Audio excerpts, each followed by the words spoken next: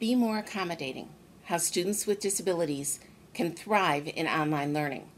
Presented by Jane E. Jarrow, PhD, Disability Compliance in Career and Online Learning, DCCOL.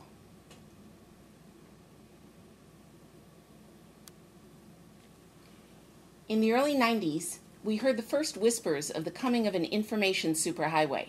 Today, that's old news. The internet dominates our society and provides new opportunities for everything from instant communication to immediate access to breaking news, to shopping for products and services from toothpaste to technology, all from the convenience of your desktop or laptop or tablet or cell phone. Nowhere have these new opportunities and technologies been embraced more enthusiastically than in the world of online education. The question that must be asked, however, is whether, in our haste, we have been careless in building that information superhighway without enough accessible on-ramps.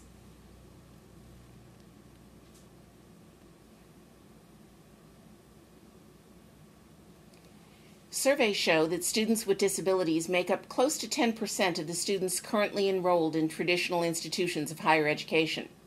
There is no reason to believe that there will not be an equal number of disabled students interested in pursuing online opportunities.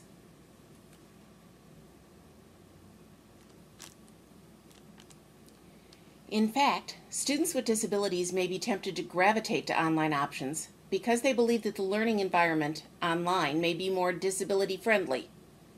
The blind student who has the necessary assistive technology to access appropriately coded digital content online may believe that their ongoing struggle to get full access to course content in a timely manner may be simplified when all content is delivered to all students online. Deaf students don't have to worry about requesting sign language interpreters or canceling the interpreter if they don't feel like going to class.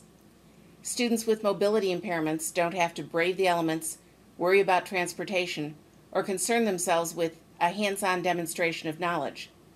Students with non-visible disabilities, from learning disabilities to health-related problems to psychological disabilities, may relish the anonymity of the online classroom environment and the reduced stress that comes from the asynchronous nature of online learning, thus the lack of time pressure that's such an issue for many of these students in the traditional classroom.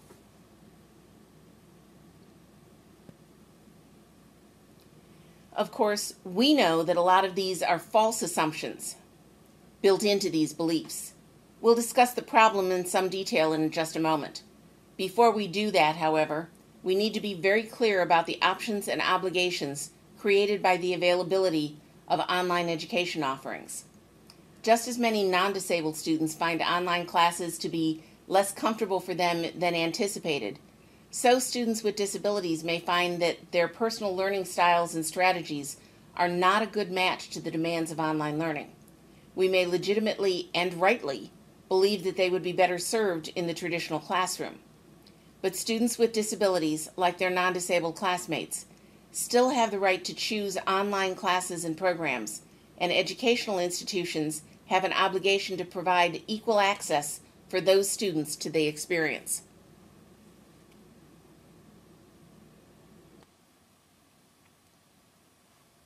Speaking of obligations, let's take a brief run at the legal underpinnings of disability access in this context. The Americans with Disabilities Act assures equal access to programs and services from both public and private educational entities. While some have questioned whether the ADA does or doesn't apply to online-only opportunities, thus spawning a series of lawsuits against corporate entities from America Online to Radio Shack, recent high-profile legal cases make it clear that the ADA does apply in the context of higher education. Meantime, Section 504 of the Rehabilitation Act of 1973 requires institutions that receive federal funding to provide equal access to programs and services to, quote, otherwise qualified persons with disabilities, unquote.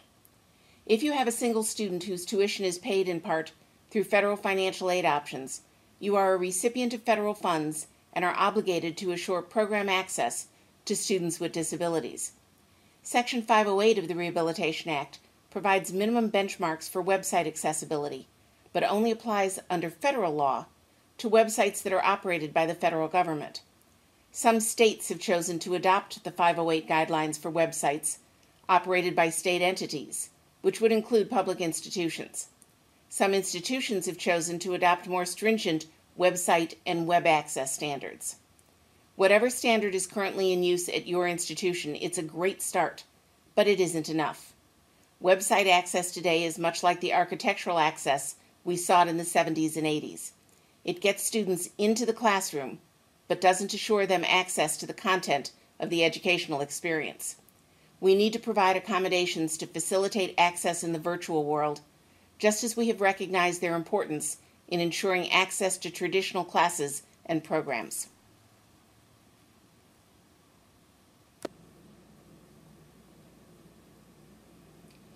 Why do we need to worry about access above and beyond technology access? Let me count the ways, or at least a few of them. Even if everything is coded correctly, and that blind student using a screen reader can reach the class website and fully access everything posted there, a big if, by the way, it doesn't help much when the first assignment requires all students to do research online regarding the topic at hand. You can control the websites you maintain, but you cannot assure that every other website the student will need to access to fulfill course expectations will be equally accessible. And what about books? The blind student who needed textbooks translated to audio recordings or digital format for traditional classes is going to have the same textbook conversion needs for online classes. The deaf student who figures that not being able to hear won't be an issue in online learning has yet to experience the wonders of the latest technology that allows embedded video clips or, surprise, narrated PowerPoint presentations, or the fact that even the online public speaking class will require that the student gives speeches. By the way, we found a low-tech solution to providing full access to this narrated PowerPoint presentation as an addition or an alternative to captioning. A full script of the narration, interspersed with the copy from the slides, has been posted with the supplementary materials. There are many other ways to provide access to audio elements for online presentations.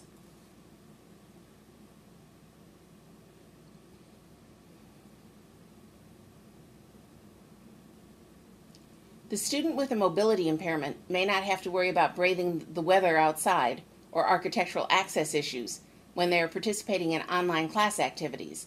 But when classes require community visits or practicum experiences, those students are once again facing obstacles, and we may not even be in the same city to help sort such things out. Then, too, there may be issues of access and assistive technology for those with more significant physical limitations.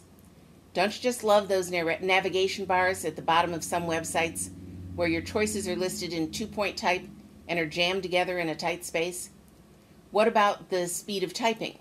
Those using voice input systems because of limited physical limitations may need considerably longer to compose their messages or assignments. That brings us to the students with non-visible disabilities, who believe that online learning is a great option because it means no time pressure. Right. First of all, many online learning classrooms operate at an accelerated and/or demanding pace and are less forgiving when it comes to the teacher's ability to even entertain requests for extended deadlines. Then we have the issue of timed tests. I won't dwell on what I believe to be the illogical use of timed testing for classes that are otherwise presented and conducted in an untimed and asynchronous manner. Suffice it to say that many faculties still use timed tests in their online classes. The technology embedded in the course management system does allow for a student with a disability to have extended time if needed.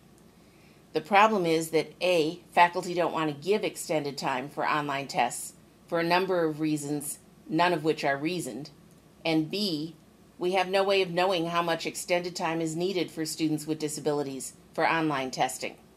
None of our experience with traditional classes and extended time is helpful in determining how much extended time is appropriate to assure equal access for students in online testing. For the moment, it's largely a crapshoot. That's a technical term.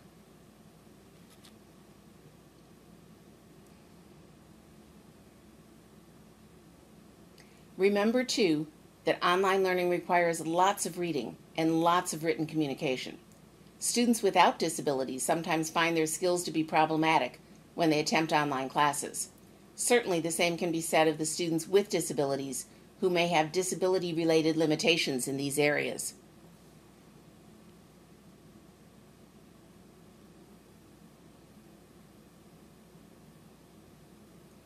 So where do we begin? You just did. You have just taken the first step in considering how best to assure access to students with disabilities in online learning by thinking just a little bit about some of the challenges faced by students with disabilities in an online environment and some of the challenges we face in making that environment programmatically accessible. Over the next 10 days, we will explore these topics in more depth, as well as exploring real solutions to real scenarios, yours and mine. My dad used to have a sign over his desk that read, "Are you helping with the solution, or are you a part of the problem?"